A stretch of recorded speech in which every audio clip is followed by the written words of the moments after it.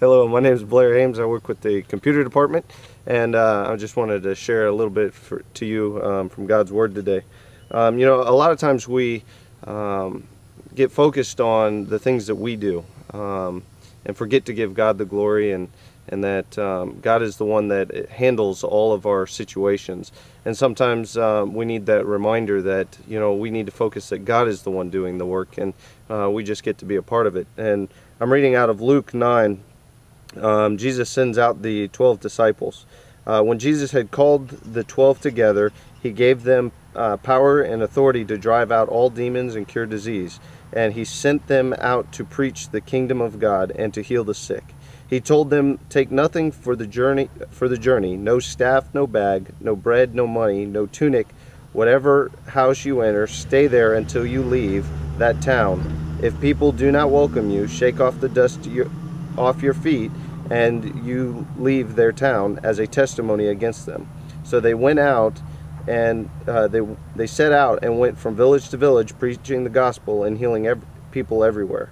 It's one of those examples. As we need to realize that we don't need to take anything with us. God provides everything. God is the one doing all of the work. But the disciples didn't realize this, because when they got back, the apostles returned and they reported to Jesus what they had done. Not what the Lord had done, not what God had done through them, but they reported what they had done. And it was one of those lessons that, Jesus looked at them and says, "All right, I know you didn't learn the lesson, that, it is not what you do, it's what God does." And this is the example of the feeding of the 5,000. It's right after this when they came back.